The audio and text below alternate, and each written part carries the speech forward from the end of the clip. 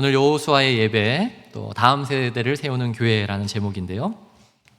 우리가 지난주에 나누었지만 하나님께서 이제 모세에 이어서 여호수아를 이스라엘 백성의 리더로 세우셨습니다. 그리고 마침내 그들을 이제 이전부터 약속했던 그 약속의 땅 가나안으로 이끌어가는 그 과정, 그리고 이미 들어간 그 과정이 여호수아의 내용입니다.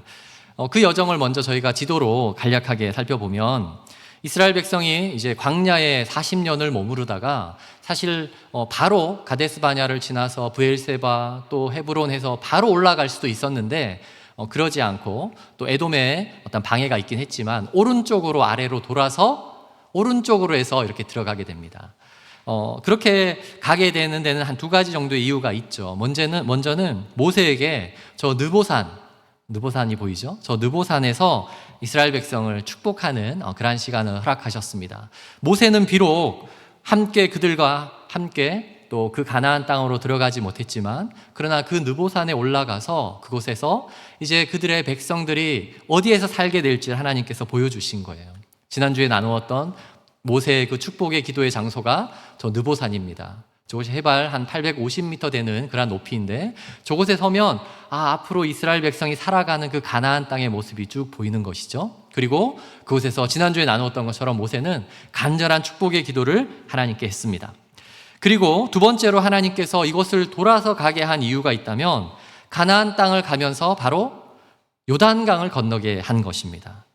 여호수아와 그의 새로운 백성들이 그의 아버지의 세대가 마치 건넜던 그 바다, 홍해를 건넌 것처럼 그 요단강을 건너가게 하기 위해서 그곳으로 지나가게 한 것입니다. 이 요단강이 평소에는 그렇게 깊은 강이 아닙니다. 누구나 쉽게 그냥 건너갈 수 있는 거예요. 그러나 우기가 되었을 때, 비가 많이 올 때는 굉장히 물이 많아서 쉽게 건너지 못하는 곳입니다. 이제 그 건너는 장면의 이야기가 3장 15절에 있는데, 그 말씀을 한번 같이 읽어보겠습니다. 시작. 요단이 곡식 거두는 시기에는 항상 언덕에 넘치더라. 궤를 맨 자들이 요단에 이르며 궤를 맨 제사장들의 발이 물가에 잠기자. 물가에 잠기자, 이제 물이 그치는 이야기가 있습니다. 이때 보면 요단이 곡식을 거두는 그때는 이제 우기입니다. 굉장히 비가 많이 와서 언덕까지 강에 물이 가득 차는 그런 시기입니다. 이 설명을 좀 잘 그려둔 그림이 있더라고요. 이걸 보니까 평소에는 1m 정도의 높이예요. 저 길이가 좀 잘못되었는데 평소에 한 3m 정도밖에 안 되는 그러한 폭의 길이 형성이 됩니다. 그런데 우기에는 아주 깊어지고 또 아주 넓어져서 쉽게 건널 수 없는 것이죠. 여러분 참 특이하지 않습니까? 하나님의 방법은 정말 특별합니다. 1년 중에 대부분의 계절인 건기에 건너가면 그 물 그냥 쉽게 지나갈 수 있잖아요. 그런데 하나님께서는 비가 안 올 때 건너는 것이 아니라 비가 많이 와서 건널 수 없는 그 강을 이제 건너가게 하셨습니다. 그 이유가 무엇 때문일까요? 너희 힘으로 그 약속의 땅을 가는 것이 아니라는 것을 분명하게 알게 하신 것이죠. 그 요단강을 건너는 것은 어떻게 해서 가는 거예요? 하나님께서 허락하셔야지 갈 수 있다는 것을 분명하게 알게 하신 것입니다. 23절에 나와 있었던 것처럼 이 요단강은 비록 그것이 아주 사사로운 강이라고 할지라도 마치 홍해를 걷는 것 같이 하나님이 건너게 하셨다라는 그러한 간증을, 또 그러한 경험을 이스라엘 백성들에게 직접 하게 한 것입니다. 오늘날에도 우리가 흔히 천국에 간다라는 표현을 우회적으로 어떻게 얘기하죠? 요단강을 건넜다, 이렇게 얘기를 합니다. 그런데 이 요단강은 우리의 힘으로 건널 수 있는 것이 아닙니다. 또한 우리가 원하는 때에도 건너갈 수가 없는 거예요. 하나님의 부르심이 있는 그때 가는 거예요. 내가 아무리 가려고 해도 갈 수 없는 것, 또 내가 아무리 안 가고 싶어도 건너가야만 하는 그것이 바로 요단이라고 할 수 있습니다. 옆 사람과 한번 그래서 이렇게 인사해 볼까요? 요단강은 하나님이 건너라고 할 때 갑시다. 그 전까지는, 하나님이 건너라고 하기 전까지는 열심히 하나님과 동행하는 신앙생활을 해야 합니다. 이 요단강을 건너는 여호수아와 이스라엘 백성들에게 하나님께서 특별한 한 가지를 요구하셨어요. 아주 특별한 한 가지. 그것이 바로 요단강이 그 제사장들이 서 있어서 말랐을 때에 그곳에서 돌을 12개를 가지고 가라는 거예요. 각 지파의 숫자가 12명이니까 그 12명이 돌 하나씩 해서 12개의 돌들을 가져가라는 거예요. 중요한 것은 이 돌들을 어디에 사용하라는 걸까요? 이 돌들이 앞으로 이 강을 건너지 않을 다음 세대에게 믿음의 표석이 되도록 하라고 그렇게 하나님이 가르치셨습니다. 그리고 여호수아는 거기에 온전히 순종하게 되는 거예요. 오늘 우리가 5월 첫째 주일 교회적으로 어린이 주일입니다. 우리의 다음 세대를 향한 축복과 기도의 마음, 또 우리의 다음 세대를 어떻게 일으키면 좋을까, 이러한 간절한 마음이 있는 분들도 있을 텐데, 오늘 이 말씀을 통해서 하나님께서 그 가져간 돌을 어떻게 하라고 했고, 또 그것을 여호수아는 어떠한 순종을 했고 가르침을 했는지를 통해서 우리 교회가 다음 세대에 어떠한 신앙교육을 해야 되는지 함께 배우는 시간이 되기를 바랍니다. 그것을 배우고 적용하는 시간이 되기를 소망합니다. 첫 번째, 다음 세대를 질문하는 신앙인으로 만들라라고 요약할 수 있습니다. 첫 번째 뭐라고요? 다음 세대를 질문하는 신앙인으로 만들라입니다. 우리 20절, 21절을 한번 읽어볼까요? 같이 읽습니다. 시작.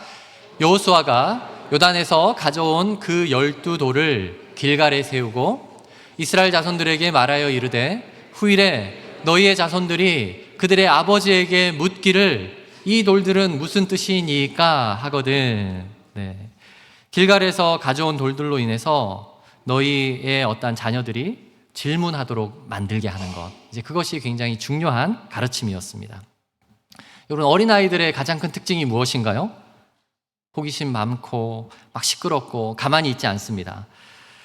그래서 똑똑한 아이일수록 더 가만히 있지 않는다 이런 얘기하죠.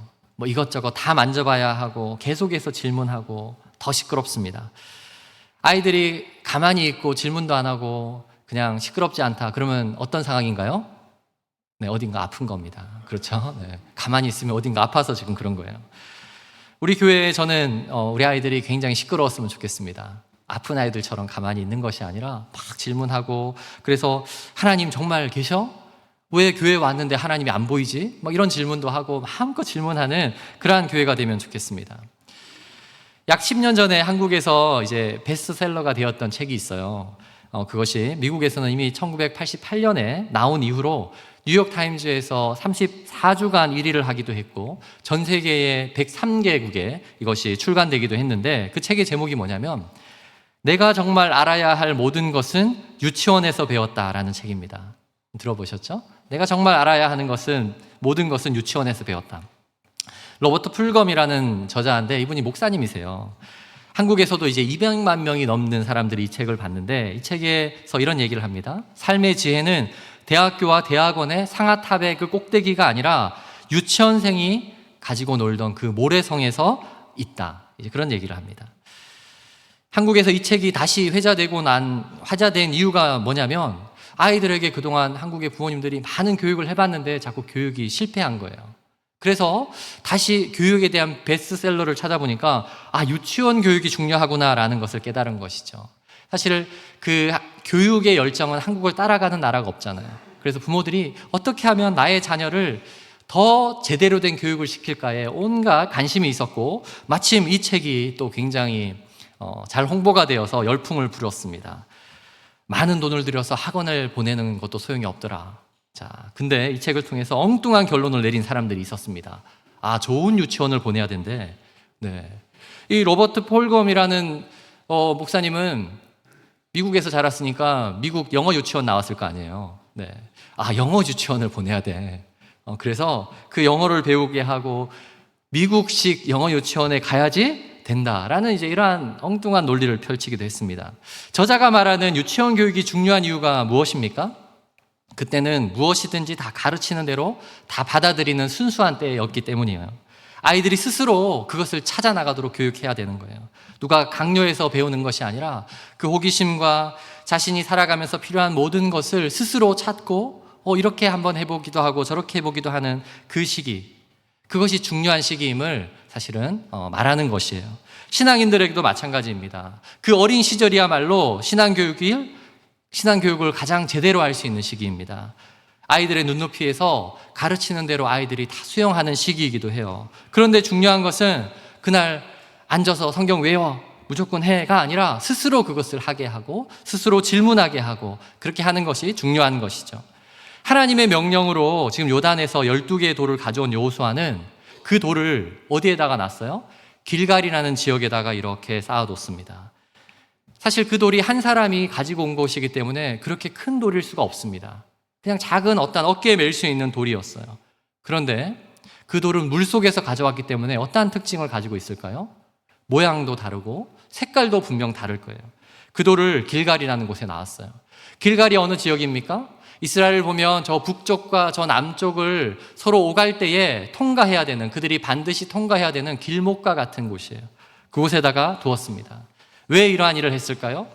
이곳에 12개의 돌을 모아두었을 때에 그곳을 지나가면서 그의 자녀들이 함께 갈 때에 이렇게 질문하게 될 것입니다. 아빠, 왜 저기에 돌이 있지? 돌이 왜 12개가 저렇게 모여 있을까? 관찰력이 좋은 아이들이 아마 이렇게 묻기도 하겠죠. 아빠, 근데 저 돌은 왜 색깔이 다를까? 다른 돌들과는 모양도 좀 다른데? 그럴 때 어떻게 대답하나요? 아, 그거는 물속에 있어서 그렇단다. 여호수아 할아버지께서 우리를 이끌고 이 땅으로 넘어올 때에 그 물속에 있던 돌을 하나님이 가져가라고 해서 그 돌을 이곳에 놔왔단다. 아니, 물속에 있는 돌을 어떻게 가져왔대? 하나님이 그 물을 멈추게 하셨거든. 아, 하나님이 그 물도 멈추게 하셔? 그럼 모세 증조 할아버지 때에는 바다도 갈랐는 걸. 그러면서 계속해서 대화를 통해서 끊임없이 하나님과의 어떤 하나님에 대한 소재가 생각날 것입니다. 그리고 자연스럽게 우리가 왜 하나님을 섬겨야 하고 하나님의 축복을 소망하면서 이 땅을 살아가야 하는지가 자연스럽게 이어질 것입니다. 그럼 그렇게 되기 위해서 중요한 것이 뭐예요? 이 질문을 누가 누구에게 해야 돼요? 아이들이 부모에게 해야 되는 거예요. 부모가 아이들이 하는 게 아니라 아이들이 부모에게 하는 것입니다. 21절을 다시 한번 볼까요? 이스라엘 자손들에게 말하여 이르되 후일에 너희의 자손들이 그들의 아버지에게 묻기를 이 돌들은 무슨 뜻이니까 하거든. 그들의 아버지에게 묻거든. 그래서 신앙인들에게 특별히 아버지가 정말 중요합니다. 아버지와 대화하는 것이 너무나도 중요해요. 이스라엘의 안식일, 또 이스라엘은 이 교육이 너무나도 중요해서 지금도 안식일마다 함께 집에 있으면서 아버지가 아이들에게 대화하는 날입니다. 그리고 1년에 초막절이라는 어떤 절기는 한 주 동안 텐트에서 같이 아이들과 있으면서 많은 대화를 하게 됩니다. 그 결과가 어떻게 되었습니까? 전 세계가 어떻게 이스라엘에 이렇게 놀라운 일들이 일어났을까에 대한 부분들을 교육학자들이 결국은 하브루타 교육, 이 교육의 핵심은 아이들이 스스로 질문하게 하는 것이구나. 그들의 부모에게 마음껏 질문할 수 있게 하는 것이구나. 아이들을 붙잡아 놓고 부모가 아이들에게 계속 질문하는 게 아니라 아이들이 자유롭게 무엇이든 부모에게 질문하는 것, 그것이 어떤 엄청난 교육의 힘인 것을 우리가 또 많이 들어서 알고 있습니다. 아이들이 이렇게 중요한 시기에 한국에는 또 집에 거의 없는 한 사람이 있습니다. 누구입니까? 네, 아빠들이 너무나도 바쁩니다. 제가 15년 전에 또 교육부에 사역할 때 한 어린아이가 이렇게 기록한 내용을 보았어요. 엄마는 우리에게 맛있는 밥을 준다. 누나는 방을 잘 정리하고 예쁜 옷을 입혀준다. 강아지는 나와 잘 놀아준다. 아빠는 어디에서 무엇을 하는지 잘 모르겠다. 네. 지금은 아빠만 바쁜 게 아니라 엄마들도 다 바빠요. 너무 바쁘다 보니까 아이들을 대화할 시간도 없습니다. 아이들의 부모의 역할은 한 번만 찾아오는 것이 아닙니다. 물론 직접적인 부모 역할은 한 번만 찾아오지만 우리가 할아버지, 할머니가 되면 그 아이들의 부모와 같은 역할을 하면서 대화할 수 있습니다. 그들에게 질문하는 신앙인으로 만들어야 합니다. 교회에서도 마찬가지죠. 우리 어린아이들이 본인들이 스스로 계속해서 질문하고 궁금해하고 하나님에 대해서 물어볼 수 있도록 마음껏 자유롭게 또 그러한 질문을 던질 수 있는 그러한 우리의 다음 세대 교육이 일어나는 우리 교회가 되기를 소망합니다. 네, 그러한 교회가 되기를 원하고요. 두 번째로 다음 세대를 세우는 교회가 되기 위해서 우리는 다음 세대가 축복의 자리에 서 있음을 알게 하라, 이렇게 알아야 합니다. 다음 세대가 축복의 자리에 서 있음을 알게 해야 합니다. 우리 22절과 23절도 한번 읽어볼게요. 22절, 23절 같이 읽습니다. 시작. 너희는 너희의 자손들에게 알게 하여 이르기를 이스라엘이 마른 땅을 밟고 이 요단을 건넜음이라. 너희의 하나님 여호와께서 요단물을 너희 앞에서 마르게 하사 너희를 건너게 하신 것이 너희의 하나님 여호와께서 우리 앞에 홍해를 말리시고 우리를 건너게 하심과 같았나니. 여기서 건너게 하다, 건너다라는 표현이 계속해서 반복되고 있죠. 이 단어가 아주 중요합니다. 왜냐하면 이 단어가 이스라엘의 호칭이 바뀌어진 그러한 의미를 갖기 때문입니다. 이스라엘이라는 이 이름 어디에서 나온 것이죠? 야곱이 베델에서 열심히 하나님께 기도할 때에 하나님의 천사와 싸웠을 때에 너가 이겼다. 그래서 하나님과 싸웠다라는 어떤 이러한 이름으로 표면적으로 그 이름이 이제 이스라엘이라고 바뀌었지만 사실은 그것은 이제 너의 인생에 하나님께서 너를 통치하실 거야. 하나님이 너를 승리자가 되게 하실 거야. 이제 그러한 의미의 어떤 이름입니다. 그러한 이름을 가졌던 곳이 사실 이 가나안 땅이었어요. 이곳이었어요. 그런데 그로부터 450년이 흐르면서 다시 그들이 다른 곳에 갔다가 이제야 돌아왔습니다. 이 가나안 땅으로 돌아오게 되었을 때에 이 가나안 땅은 그들은 처음 밟는 땅이지만 이미 하나님께서 약속으로 이전에 주신 땅이에요. 그래서 원래 하나님께 주신 그 약속의 땅으로 그들이 돌아온 거예요. 이들이 돌아왔을 때에 다른 족속은 이들이 이스라엘인지 뭔지 모르잖아요. 이스라엘이라는 이름은 자기들 스스로 부르는 이름이지만 다른 사람들은 뭐라고 불렀냐면 히브리인이라고 불렀어요. 영어로도 지금도 히브루라고 하는데 히브리인, 이 히브리인이라는 이 단어가 오늘 이 물을 건넜다 할 때 건너다라는 이 단어에서 파생된 의미입니다. 건넌 사람들이에요. 어디를 건넌 사람들? 강을 건너고 바다를 건너고 물을 건넌 사람들이에요. 그들이 이 사람들을 보면서 어떠한 마음을 느꼈을까요? 그것이 5장 1절에 나오는데 5장 1절에 같이 한번 읽어보겠습니다. 요단 서쪽의 아모리 사람의 모든 왕들과 해변의 가나안 사람의 모든 왕들이 여호와께서 요단 물을 이스라엘 자손들 앞에서 말리시고 그들을 건너게 하셨음을 듣고 마음이 녹았고 이스라엘 자손들 때문에 정신을 잃었더라. 그들이 정말 보니까 기가 막힌 일이 일어난 것이죠. 어떤 일이 일어났어요? 그들의 상식적인 생각과 판단으로는 흐르는 물이 어떻게 멈춥니까? 바다가 어떻게 갈라집니까? 절대로 일어나서도 안 되고 일어날 수 없는 일이 일어난 거예요. 근데 일어났잖아요. 물론 지금 안 본 사람들은 에이 이렇게 얘기하지만 그 본 사람들은 정말 여기 있는 표현대로 정신을 잃어버릴 만한 그러한 일이에요. 그런데 알고 봤더니 그것을 한 것은 이 사람들 때문이 아니라 그들이 섬기고 그들을 이끄시는 그 여호와 하나님 때문이라는 사실을 그들이 알게 되는 것이죠. 그래서 그들에 대한 특별한 호칭 히브리인들이라는 표현들이 이제 생겨나기 시작합니다. 놀랍게도 이 놀라운 사실을 이스라엘 백성들은 시간이 지날수록 점점 잃어버리게 됩니다.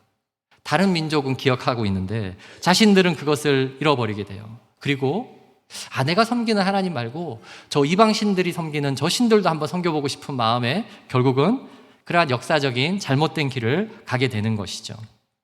자신들이 서 있는 그 땅이 얼마나 놀라운 하나님의 역사로 인해서 온 것임을 그들이 쉽게 잊어버린 것이죠. 그것을 놓쳐버린 것입니다. 여호수아는 그것을 잃어버리지 않기 위해서 지금 12개의 돌을 세우고 모든 백성에게 당부하는 거예요. 그들이 지금 서서 밟고 있는 이 땅은 그냥 얻어진 것이 아님을 분명하게 가르치라는 거예요. 이것은 그냥 얻어진 것이 아니에요. 과거의 모든 죄와 욕심의 무게 가운데 그들이 살아야 했던 그 고난의 땅에서 하나님께서 이끄신 땅이에요. 그들이 불평과 원망과 시기로 인해서 40년의 시간이 더 지난 다음에 올 수 있었던 그 40년 동안 광야에서 있었던 그곳으로부터 건너서 완전한 축복의 자리임을 그들에게 알게 하라는 거예요. 이곳이야말로 어디를 가든지 경험할 수 없는 가장 놀라운 하나님의 축복이 있는 곳임을 끊임없이 가르치고 알게 하는 것이 우리 다음 세대 교육의 아주 중요한 사실임을 얘기한 것입니다. 우리 교회 5층에 교육부실이 있죠. 5층, 6층이 있는데 그중에 5층을 지난주까지 이렇게 정비가 되었습니다. 5층을 최근에 안 들어가 보신 분은 저게 뭐지 싶을 거예요. 네, 우리 교회 5층이 저렇게 예배실 의자도 바뀌고 또 여러 가지 깨끗하게 정비를 했습니다. 이곳은 중고등부와 청년부가 예배드리는 곳인데 6층 아동부실은 어떻게 해야 될지 아직 여전히 고민 중에 있습니다. 이 예배실을 저희가 새롭게 좀 꾸미면서 앞에 있는 현수막을 붙이면 좋겠다. 이제 그렇게 교육자들과 함께 이야기를 하면서 현수막에 어떠한 말씀 또는 어떠한 내용을 기록하면 좋을까 고민을 할 때에 저희는 진리가 너희를 자유케 하리라. 이제 이 말을 새기기를 원했습니다. 그 이유가 뭐냐면 저 글씨가 있는 곳이 있어요. 우리 교회와 멀지 않은 한 대학교. 네, 우리나라 최고의 대학교 Y대학교에 보면 진리가 너희를 자유케 하리라는 구절이 있습니다. 그래서 많은 대학생들이 그래 대학교에 가서 열심히 학문을 연구하고 그러면 언젠가 내가 진리를 깨닫고 나는 자유인이 되나 보다 이러한 목표를 가지지만 사실 이것은 성경에 기록된 하나님의 말씀이죠. 요한복음 8장에 예수님께서 가르치신 말씀이에요. 흔히 세상 사람들은 이 자유를 목표로 하죠. 자유라는 것이 세상 사람들은 free라고 얘기를 하죠. 내가 그냥 자유하다. 그런데 성경에서 말하는 자유는 이 영어의 free가 아닙니다. liberty라는 단어예요. liberty. 그게 무슨 차이가 있냐면 이 free라는 단어는 이 flee라고 발음을 하면 벼룩이거든요. 도망가는 자유예요. 어떠한 문제로부터 문제가 생기고 위험이 생겼을 때 그것으로부터 피하는 것을 자유라고 얘기를 합니다. 그러나 성경에서 말하는 리버티라는 것은 뭐냐면 내가 어딘가를 가지 않아도 누릴 수 있는 자유예요. 그래서 이 리베르라는 게 하나의 책이라고도 얘기하고 심장이라고 얘기를 해요. 우리가 어디 가지 않아서 가서가 아니라 가지 않아도 하나님이 주시는 그러한 참된 자유입니다. 이 단어의 어원이 사실 라이브러리라는 단어와 똑같아요. 라이브러리가 책이 있는 곳이잖아요. 여러분, 이 말씀에 기록된 이 리버티라는 이 자유, 어디로부터 참된 진리를 얻을 수 있기 때문에 이것을 설명할까요? 바로 하나님의 말씀이에요. 다른 세상적인 지식이 아니라 하나님의 이 말씀의 책 가운데 우리는 진리를 얻게 되고 그 진리가 비로소 우리에게 참된 자유를 허락하게 되는 거예요. 저희는 그것을 분명하게 다음 세대에게 알리고 싶었습니다. 그래서 저 글씨를 보면서 저 비싼 대학, 저 좋은 대학보다 사실은 더 좋은 그러한 말씀의 배움과 하나님의 은혜가 있는 곳이 바로 저 예배실이구나라는 것을 깨닫기를 소망하는 마음이었습니다. 세상적 지식이 아니라 하나님의 진리의 말씀으로 참된 자유를 얻는 곳이 될 수 있도록 여러분 계속 기도해 주시기를 바랍니다. 여러분 생각해보면 이스라엘 백성들이 과거에 그 약속의 땅을 살고 있다가 결국 그것을 버리고 어디로 갔나요? 애굽으로 갔어요. 이집트로 갔어요. 그 이유가 무엇이었죠? 기근이 와서 그랬습니다. 기근이 와서 잠시 피해서 그 기근이 왔으니까 그 강이 다 말랐겠죠. 그리고 그 땅을 건너서 그리고 그들이 이집트로 내려갔습니다. 그런데 그 기근이 끝났으면 다시 돌아와야 하는데 그들이 돌아오지 않았어요. 거기 있으니까 굉장히 화려하고 너무나도 도시고 살기 좋겠다. 그런데 이후에 요셉을 알지 못하는 어떤 왕들이 나타나죠. 어떻게 됩니까? 그들보다 더 강한 민족이었던 그들이 이스라엘 백성들을 노예 삼기 시작했습니다. 결국 그곳에서 그들은 종이 되는 것뿐이었어요. 노예가 되었습니다. 이제 하나님께서 모세와 여호수아를 통해서 이제 400년이 훨씬 지난 다음에 바다와 강을 건너서 이 약속의 땅으로 다시 인도하셨습니다. 이제 다시는 우리의 다음 세대들이 이곳을 떠나가지 않고 이곳에서 마음껏 하나님을 예배하고 그 속에서 세상이 가르치는 진리와 가치와는 비교할 수 없는, 그들이 볼 때는 정신이 혼미해질 수밖에 없는 놀라운 하나님의 은혜의 말씀 안에서 참된 축복을 누리는 인생이 되기를 소망하신 것입니다. 이것을 잘 가르치고 당부하는 여호수아의 이 말씀이 우리 교회의 또 다음 세대의 그러한 중요한 교육의 원리가 되기를 소망합니다. 마지막 세 번째, 다음 세대가 항상 예배자의 삶을 살게 해야 합니다. 다음 세대가 항상 예배자의 삶을 살게 해야 합니다. 우리 24절도 같이 한번 읽어보겠습니다. 이제 마지막 구절인데요. 시작. 이는 땅의 모든 백성에게 여호와의 손이 강하신 것을 알게 하며 너희가 너희의 하나님 여호와를 항상 경외하게 하려 하심이라 하라. 항상 경외하게 하려 하심이라. 다른 말로 하면 어디에 있든지 참된 예배자가 되게 하라. 사실 그렇게 표현할 수 있습니다. 제가 예전에도 한번 말씀드린 적이 있는데 흔히 아이들이 가장 싫어하는 것이 있어요. 교회에서 활동 중에. 무엇입니까? 바로 예배입니다. 그래서 아이들이 천국 가면 뭐 하냐 이렇게 물어보면 거기 가면 하나님을 예배하지. 그러면 나는 천국 안 가고 싶다고 얘기해요. 지금도 예배 때마다 힘들고 지루하고 너무 힘든데 영원히 하나님을 예배한다고 하면 그 천국 나는 안 가면 좋겠다 이렇게 얘기하는 친구들이 실제로 있습니다. 이렇게 생각하는 이유는 하나님을 예배한다는 것을 사실은 많이 오해하고 있기 때문입니다. 여러분, 예배하면 어떤 모습이 떠오르나요? 예배하면 앞에서 거룩한 척하는 한 사람이 무언가 말을 계속하고 있습니다. 그리고 그 말을 계속 듣는 척을 해야 돼요.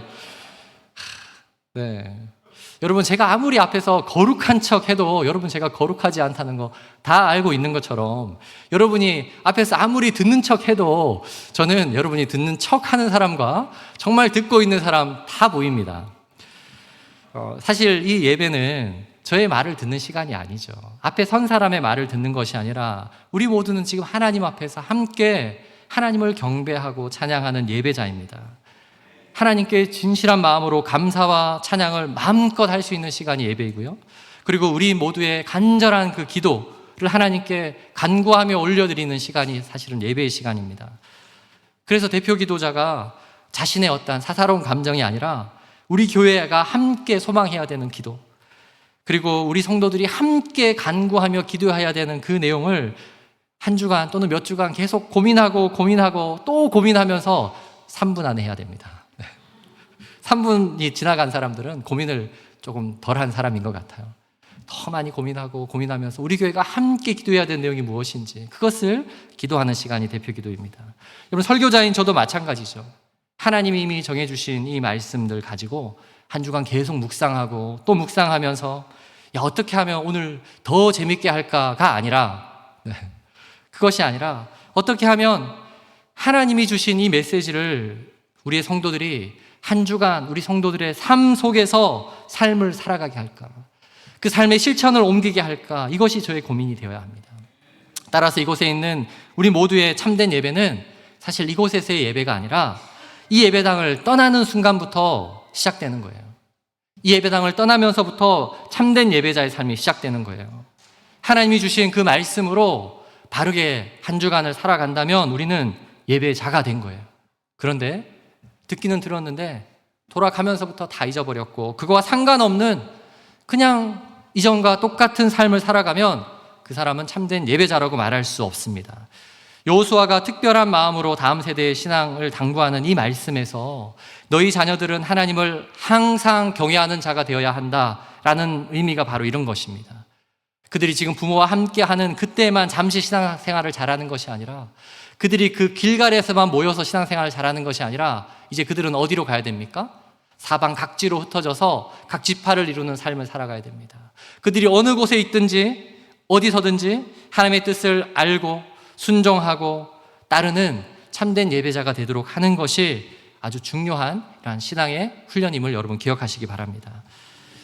안타깝게도 때로는 어린 시절 교회를 분명히 잘 다니고 또 신앙생활도 잘 했는데 이상하게 대학생이 되고 나면 교회를 안 나오는 친구들이 정말 많습니다.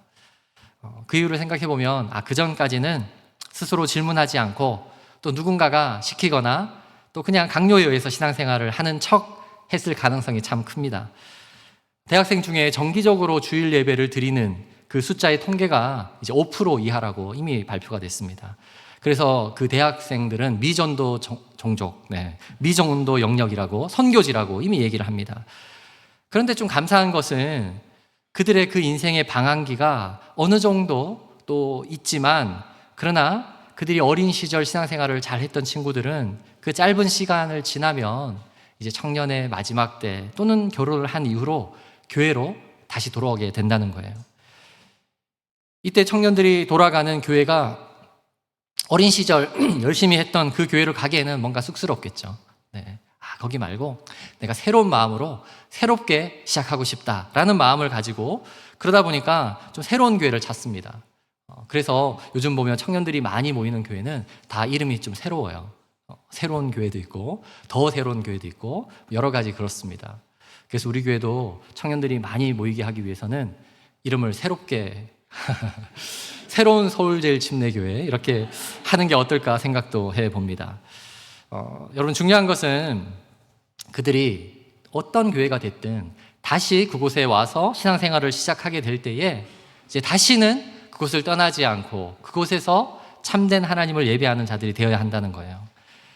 그리고 그들이 다시 돌아왔을 때에 많이 고백하는 고백이 뭔지 아세요? 나는 그 시간 방황하고 하나님을 멀리 떠난 줄 알았는데 하나님이 나의 손을 놓지 않으셨다라는 이 고백을 너무나도 많이 해요. 제가 그런 사람들 정말 많이 봤어요. 하나님의 손은 나를 놓지 않으셨습니다. 그 고백 가운데 그들이 오더라고요. 왜 그런 일이 있을까요? 믿음의 가정에 자란 그 아이들은 부모들이 끊임없이 기도하기 때문이죠. 하나님, 그 손을 놓지 말아달라고. 그 기도에 하나님이 응답하십니다. 믿음의 가정이 아닌 아이들을 위해서도 우리가 끊임없이 기도해야 되는 이유가 무엇인가요? 하나님, 그 손을 하나님께서 붙잡아 주십시오. 그리고 마침내 그들이 다시 하나님의 예배 처소로 돌아와서 하나님을 예배하는 그러한 자들이 될 것입니다. 지금 우리가 섬기는 이 같은 예배 공간이 아니더라도 하나님께서 기뻐하시는 그 예배의 자리로 인도해 달라고 우리가 또 기도하는 교회가 되어야 할 줄 믿습니다. 우리가 어릴 때 그러고 보면 하나님을 참 오해하는 경우가 많은 것 같습니다. 하나님을 믿고 그러면 세상에서 성공도 하고 높은 직책도 받고 유명한 사람도 된다. 그런 간증을 너무나도 많이 아이들에게 들려주기 시작해요. 그런데 우리 아이들이 자라면서 대학교에서 좌절합니다. 나는 하나님 열심히 섬긴 것 같은데 왜 저 대학 못 들어갔지? 직장 생활하면서 또 실패합니다. 그 가운데에 하나님을 오해하기 시작합니다. 그래서 우리의 고백이 너무나도 때로는 위험한 것입니다. 예수님 잘 믿었더니 물질의 축복을 주셨다. 예수님 믿었더니 내가 크게 성공했다. 이러한 표현이 때로 다음 세대에게는 위험할 수 있습니다. 그것이 아니라 나는 이러한 위치에 오를 수 있는 사람이 아니었는데 하나님이 다 해주셨어. 나는 이러한 부귀를 누릴 수 있는 능력도 없는 사람이었는데 하나님의 손이 나를 이곳까지 이끌어 주셨다. 라는 여러분, 이 고백이 너무나도 중요합니다. 이것이 참된 예배자를 세우는 믿음의 고백이 되는 줄 믿습니다. 여러분 24절을 보십시오. 24절, 이는 땅의 모든 백성에게 여호와의 손이 강하신 것을 알게 하며, 여호와의 손이 강하신 것을 알게 하며 너희가 너희 하나님의 여호와를 항상 경외하려 하심이라. 여호와의 손이 강함을 느낄 때 그들이 참된 하나님의 예배자가 되는 것입니다. 그들이 강한 사람이 되어지고 그들이 부자가 되어지고 그들이 높은 직위를 얻어서가 아니라 여호와의 손이 가장 강하구나, 그것을 깨달을 때 그들은 참된 하나님의 예배자가 됨을 여러분 기억하시기 바랍니다. 그래서 먼저 우리의 고백 가운데 이러한 고백이 넘쳐나는 참된 신앙의 고백을 늘 드리는 우리 모든 믿음의 예배자가 되기를 소망합니다. 여호수아는 길갈에서 12지파의 사람들이 이제 요단강에서 가져온 돌을 모았습니다.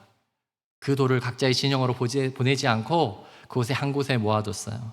그 의미를 지금까지 말씀드렸지만 그곳에 모여있는 12개의 그 돌의 의미가 사실 오늘 우리가 함께 드리는 이 예배, 이 교회의 의미가 될 수 있습니다. 이곳에 와서 다시 한번 회복하는 거예요. 그 돌을 보면서 이 돌 하나님께서 우리에게 가져가라고 한 그 강에서 가져온 돌이지. 그 신앙의 간증이, 그 참된 하나님의 손을 간증하는 그 놀라운 간증이 우리 교회 안에 가득하기를 주의 이름으로 축원드립니다.